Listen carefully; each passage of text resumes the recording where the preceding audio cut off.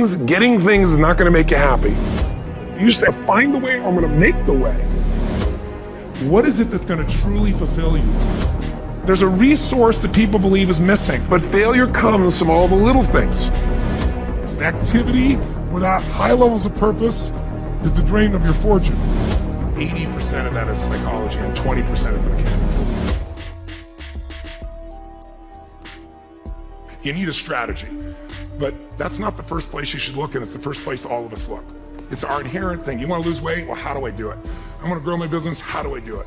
It's instinctive. We've been trained to think that way, but the problem is the how-to is usually not that complex, because strategy is wonderful. I'm a strategist. I spent my whole life figuring out strategies. As we both know, a strategy could save you a decade, right? In business, strategy could save you, it could make the difference between success and failure.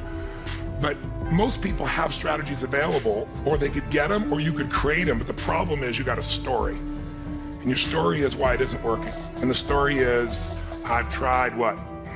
Everything. If you tried everything, you'd be fit. There's always a story. And what I tell people is, if you can just divorce the story of your limitation and marry the truth of your unlimited capacity, then the whole game changes. Really learning to train yourself to be in an ideal state where the best of you comes out for yourself, for your family, for your mission, for your world, for your coworkers. To me, that's one of the most important decisions in life to make. You ask me, of all the people I've met, all things I've seen, what creates a magnificent life?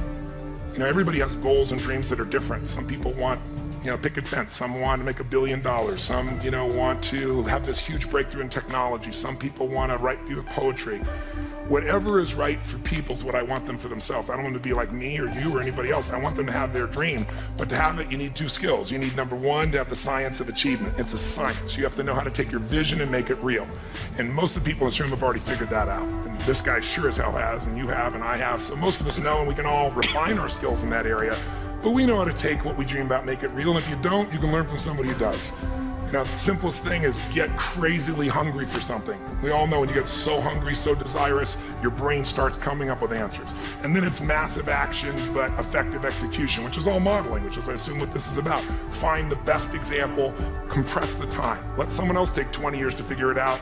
You do it in 2 weeks or 2 months or whatever the period is. We should all be standing on the shoulders of the people around us instead of reinventing the wheel. And then there's this thing called grace.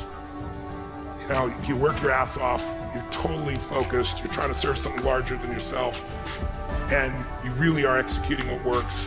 You need a little grace. You might want to call it luck if you prefer, God, the universe, but